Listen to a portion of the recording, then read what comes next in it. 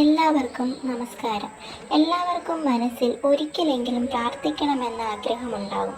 പക്ഷേ പലർക്കും ഒരു സംശയമുണ്ടാകും, എങ്ങനെ പ്രാർത്ഥിച്ചു തുടങ്ങണം, എന്ത് പറയണം, ദൈവം കേൾക്കുമോ എന്നൊക്കെ. ഇന്ന് നമുക്ക് വളരെ ലളിതമായി മനസ്സിൽ നിന്നുള്ളൊരു പ്രാർത്ഥന എങ്ങനെ തുടങ്ങാമെന്ന് നോക്കാം. പ്രാർത്ഥനയ്ക്ക് വലിയ വാക്കുകൾ വേണ്ട. ദൈവത്തോട് സംസാരിക്കാൻ വലിയ മന്ത്രങ്ങളോ വലിയ അറിവോ ആവശ്യമില്ല. ഒരു കുഞ്ഞ് അമ്മയോട് സംസാരിക്കുന്നത് പോലെ, ഒരു സുഹൃത്ത് മറ്റൊരു സുഹൃത്തിനോട് സംസാരിക്കുന്നത് പോലെ മനസ്സിലുള്ളത് സത്യമായി പറയുന്നതാണ് പ്രാർത്ഥന. ഭഗവാനെ, എനിക്ക് മനസ്സമാധാനം തരണമേ, എൻ്റെ വീട്ടിൽ സന്തോഷം നിറയട്ടെ, എന്നെ കൈവിടരുതേ. ഇത്ര ലളിതമായ വാക്കുകളും ദൈവം കേൾക്കും.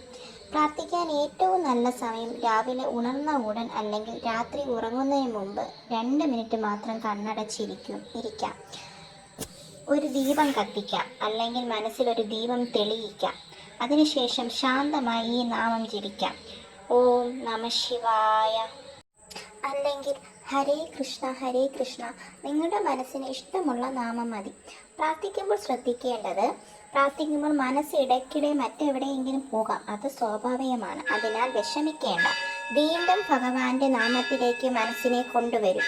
പ്രാർത്ഥന മത്സരമല്ല, അത് മനസ്സിൻ്റെ സമാധാനമാണ്. ഒരു ചെറിയ പ്രാർത്ഥന പറഞ്ഞു തരാം.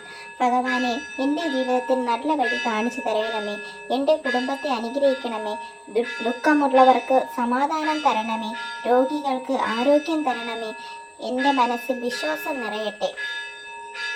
ഈ വീഡിയോ കാണുന്ന എല്ലാവർക്കും ഭഗവാന്റെ അനുഗ്രഹം ഉണ്ടാകട്ടെ. ദിവസവും 2 മിനിറ്റ് പ്രാർത്ഥിച്ചു തുടങ്ങൂ. ഓം നമ ശിവായ, ഹരേ കൃഷ്ണ. ഈ ചാനൽ ഇഷ്ടമായാൽ സബ്സ്ക്രൈബ് കൂടണേ.